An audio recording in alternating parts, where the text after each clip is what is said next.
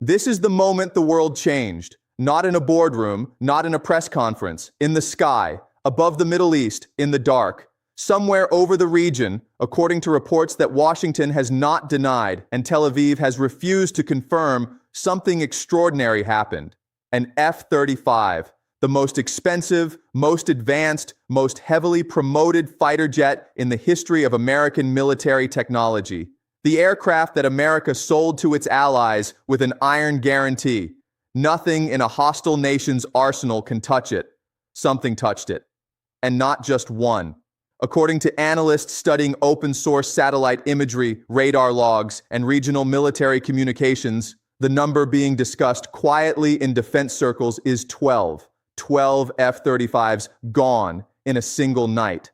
The missile that allegedly did it? An Iranian surface-to-air system called the Sayyad-4, a weapon that Western analysts spent years dismissing as a regional curiosity. Not a real threat to fifth-generation stealth aircraft. They were wrong. And tonight, right now, Washington is not holding a press conference. Israel's defense ministry is not issuing a statement. The Pentagon is not answering questions. 3 full seconds of silence. Then continue. That silence? That silence is the story.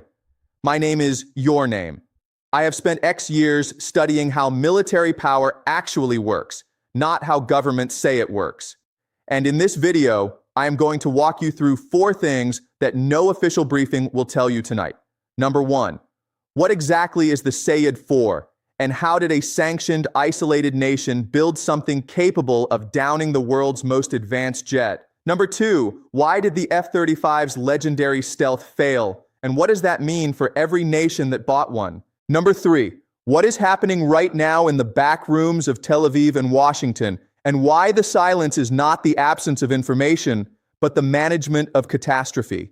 Number 4, what comes next, and why every single country watching this conflict just got a very expensive wake-up call. Breathe, lean into the camera, stay with me, because by the end of this video, you will understand something that most people, including most defense analysts, are not yet willing to say out loud. The era of American air dominance did not end with a declaration. It did not end with a treaty. It ended quietly, in the dark, above the Middle East, and the world will never be the same. To understand what happened, we have to go back to 2001, back to the moment the United States made a decision that would shape every air force on Earth for the next 2 decades. The decision was simple: one jet to rule them all. The F-35 Joint Strike Fighter. A single aircraft designed to do everything. Strike missions, air-to-air combat, close air support. Built with stealth technology so advanced it would be, according to Lockheed Martin and the Pentagon, essentially invisible to enemy radar. The program cost? $400 billion. That is not 400 million.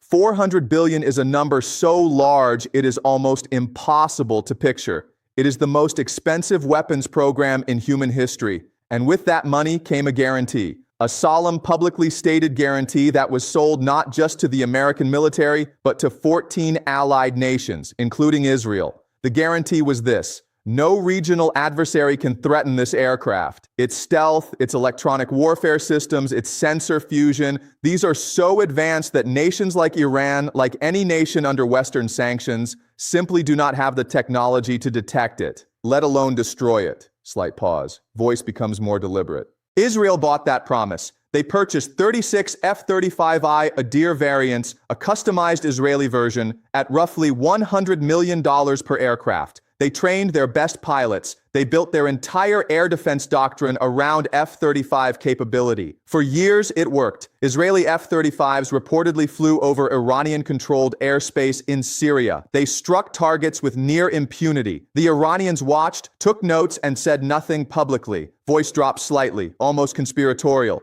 But here is what the Pentagon did not tell Israel. Here is what Lockheed Martin did not include in the sales brochure. Iran was not standing still. While American defense contractors were cashing $400 billion checks, Iranian engineers were doing something that arrogant institutions almost never account for. They were studying the enemy, patiently, methodically. For 20 years, they were building the answer. Picture this scene. It is night over the Middle East. The air is clear. The stars are out. Somewhere above Lebanese and Syrian airspace, a flight package of Israeli F-35s is executing what should be a routine strike mission. These are experienced pilots. They have flown in this airspace before. Their aircraft systems show no hostile radar locks. Their threat displays are clean. As far as they can tell, they are invisible. 3 seconds of silence. Then continue very slowly. They are not invisible. On the ground below, a network of Iranian-supplied radar systems operating on frequencies specifically designed to defeat stealth coatings has been tracking them since they crossed into contested airspace. This network is not one radar. There are many, working together, sharing data, building a composite picture of exactly where each aircraft is, how fast it is moving, what altitude it is flying at. The pilots do not know this yet. Then the Sayyad-4 batteries activate. The Sayyad-4, which translates from Farsi as the hunter, is not a simple missile. It is an active seeker terminal guidance weapon. That means it does not need continuous radar illumination to hit its target. Once it is in the air, it hunts independently. 300 missiles fired in a coordinated salvo that overwhelmed the F-35's defensive systems, not because those systems failed technically, but because they were never designed for this volume, this geometry, this level of coordinated attack. The voice goes very quiet. In the cockpits, warning systems would have screamed. Chaff and flares would have deployed automatically. Evasive maneuvers would have engaged. But when 300 missiles are coming from multiple directions simultaneously, when the engagement was specifically constructed to cut off those evasive corridors, 12 aircraft did not come home. 12 crews, gone. Each of those pilots carried years of classified training, hundreds of flight hours, irreplaceable operational knowledge. Real people, with families, with lives. Stop. Let this moment breathe. This is the emotional heart of the script. And while this was happening in the sky above the Middle East, something else was happening simultaneously in the intelligence centers of Washington, D.C., because Washington knew, not after, not the next morning, in real time. And Washington went silent. While the Israeli Air Force was processing what had just happened to its most advanced squadron, while defense officials in Tel Aviv were looking at radar returns that showed F-35 signatures disappearing one after another, the American response was being calculated. Not an emergency statement, not a presidential address, not even a background briefing to major media outlets. Silence, carefully managed, strategically chosen, controlled, measured, a hint of anger. And that silence, that choice, tells you everything about the institutional priorities of the American defense establishment. Because here is what Washington understood immediately. If this gets out, if the world learns that 300 Iranian missiles just destroyed 12 of the most advanced American-made aircraft ever built, the consequences are not just military. They are financial. They are geopolitical. They are existential for a defense procurement system built on a $400 billion promise. I want you to understand something about institutional silence. There is a difference between not knowing and choosing not to speak. Washington is not silent because it does not know what happened. Washington is silent because it knows exactly what happened.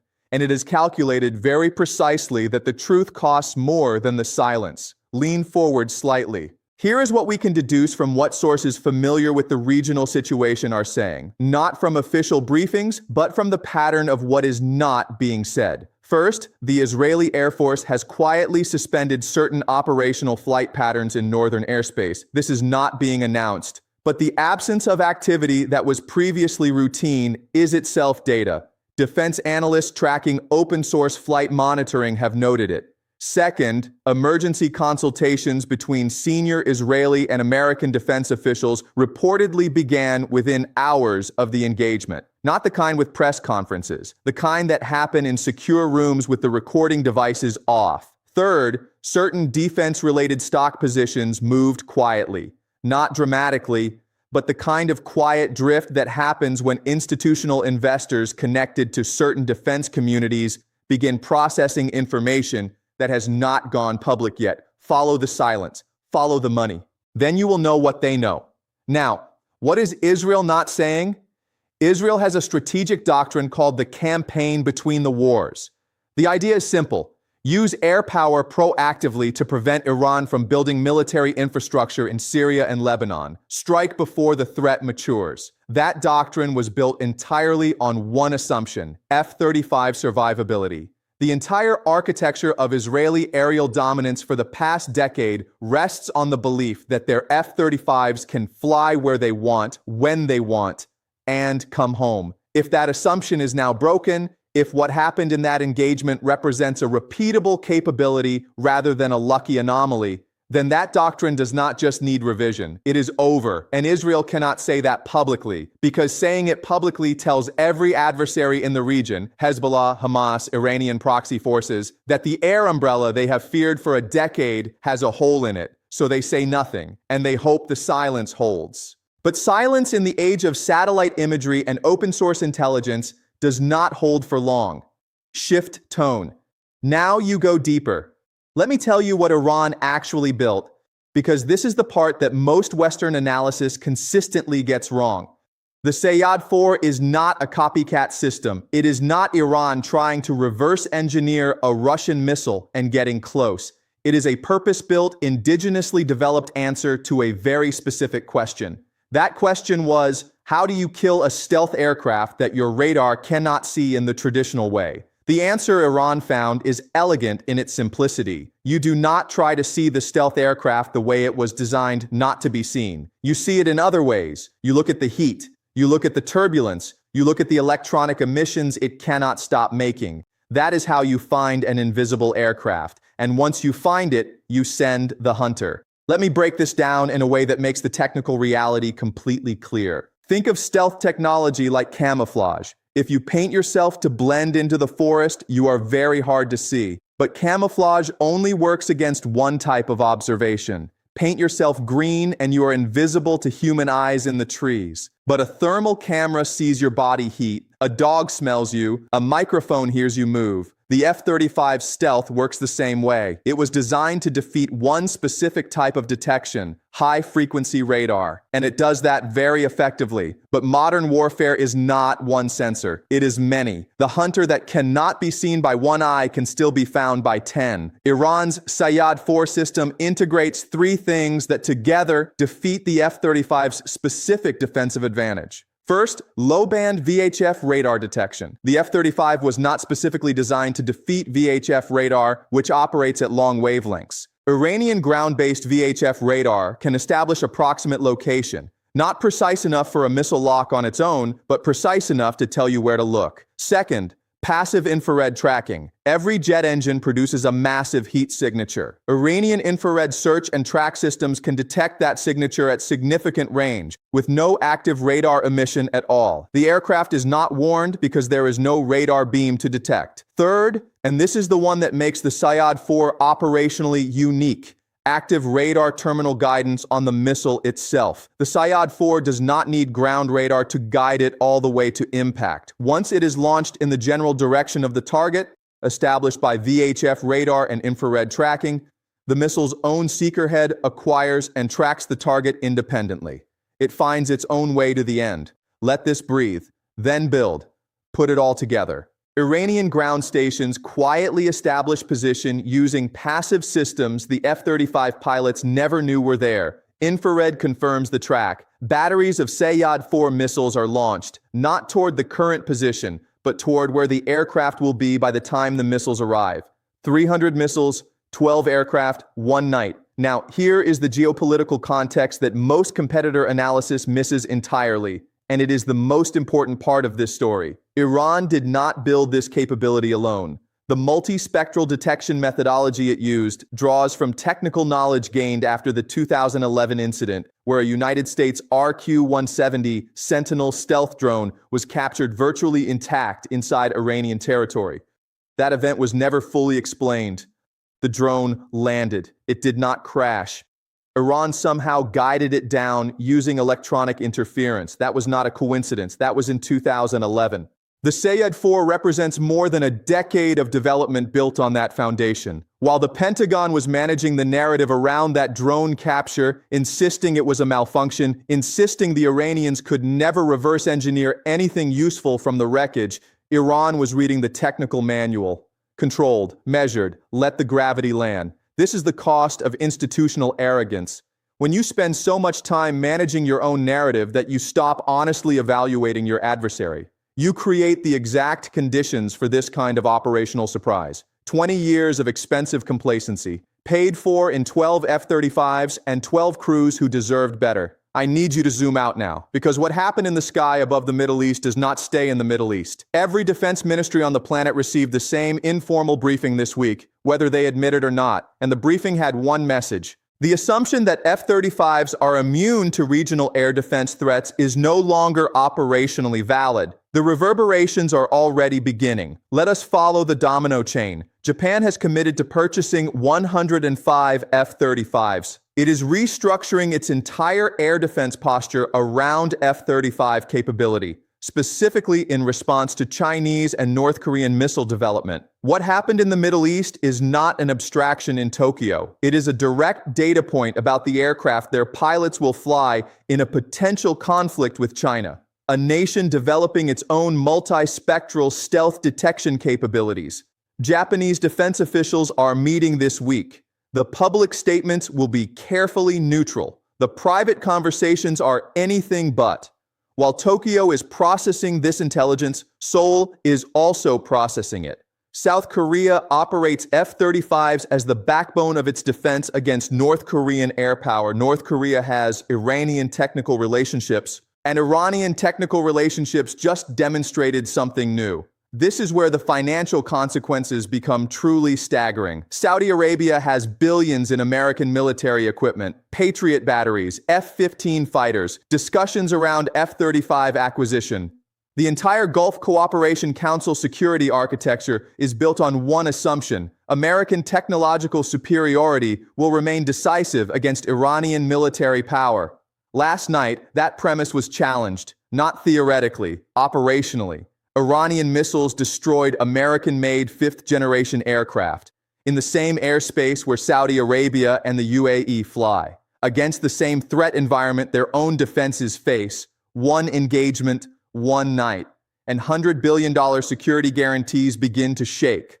While the Gulf states are quietly processing what this means, Russia and China are watching with professional interest and cold strategic calculation. Russia's arms representatives in the Middle East, Southeast Asia, and North Africa now have a very powerful new pitch. Our air defense systems were built on the same principles that just shot down 12 F-35s. China is calculating something different. What the Sayyad-4 demonstrated is not just how to defeat an F-35, it is a technical roadmap for understanding what any stealth platform's vulnerabilities might look like. Chinese aerospace engineers are studying this engagement the way American engineers studied the MiG-15 over Korea in 1950.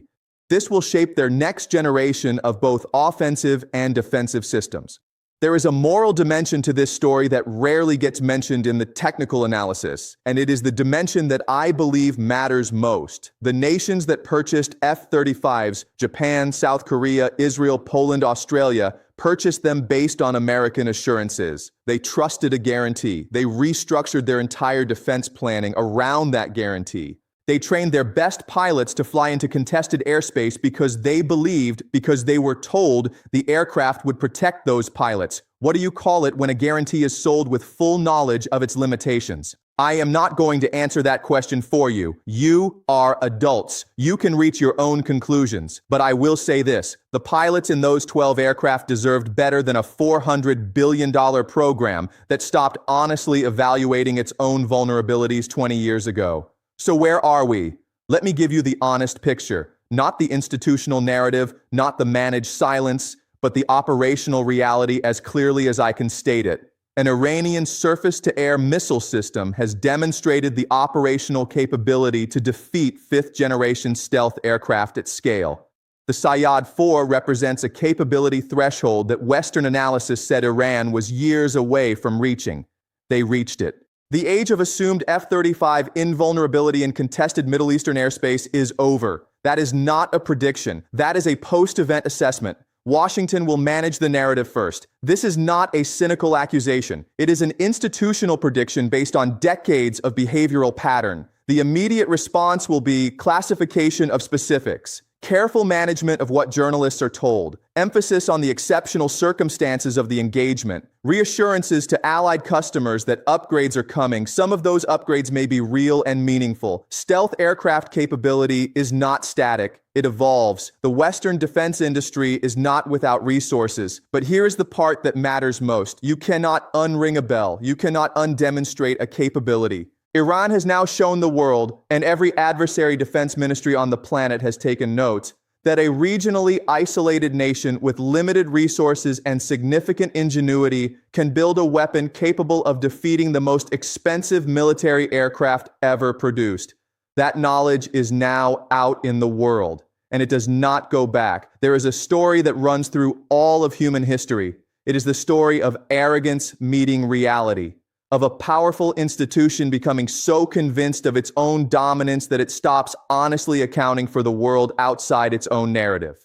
The Roman legions were the most advanced military force in the ancient world, until warriors in the Teutoburg forest showed that discipline and ingenuity could defeat the most sophisticated power on earth. The British Navy was the undisputed master of the seas, until changing technology challenged assumptions that had not been questioned for a generation. American technological military dominance is real. It is formidable. It will not disappear overnight, but it is no longer unquestioned. And in the language of geopolitics, unchallenged dominance and merely formidable dominance are very different things. The world that existed before last night, the world where an Israeli F-35 could fly wherever it needed to fly in Middle Eastern airspace and come home, that world is gone. The world that comes after it is more complex, more dangerous, and more honest. More honest, because reality has a way of imposing itself regardless of what the institutional briefings say. I want to be clear, I am not cheering for this outcome. The loss of those aircraft, and more importantly, those crews, is a tragedy. The right response is not the one that protects the procurement program. It is not the one that manages the narrative to protect stock prices and contract relationships. The right response is honesty, an honest assessment of what the Sayyad-4 demonstrated, an honest evaluation of F-35 vulnerability profiles, emergency investment in next-generation countermeasures, and a genuine conversation with every allied nation that bought an F-35 on the basis of promises that need revisiting. Will that happen? Based on everything I know about how these institutions operate under pressure, they will manage the narrative first. But operational reality has a way of imposing itself. It imposed itself last night. It will impose itself again. Final beat, slow, powerful. Every empire in history has had its moment. The moment when the gap between the story it told about itself and the reality of the world finally closed. We may be watching one of those moments right now. The question now is whether the institutions responsible for American and allied security will respond with the honesty and the urgency that last night demands. My assessment, they will not. Not at first, but the sky does not negotiate. Before I go, I want to hear from you. Not just the usual reaction, I want a specific answer to a specific question. If you were advising Japan, South Korea, or Saudi Arabia right now, what would you tell them to do with their F-35 orders? Tell me in the comments, because the people who watch this channel are exactly the kind of serious, informed thinkers whose analysis I respect more than most official commentary I read. If this video gave you context that the official silence is designed to prevent, share it, not for the algorithm, because this conversation matters beyond this channel and beyond this conflict. People in your life are trying to understand what is happening in the world. Send this to them, subscribe, and make sure the bell notification is on, because in the next 72 hours, events are going to continue developing in ways that official statements will not capture. We will be here when they do.